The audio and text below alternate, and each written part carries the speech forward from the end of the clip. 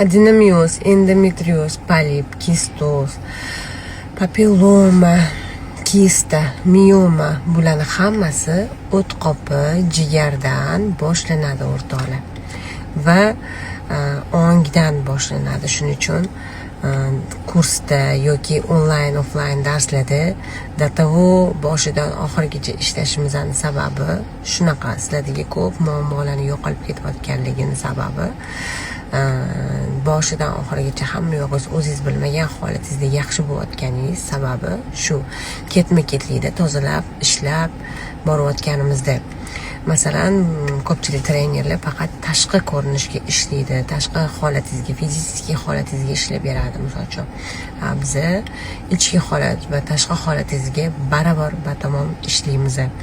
Chunki ichki va tashqi tozalanib, yaxshi ishlaganida odamda yengillik va yosharish hissi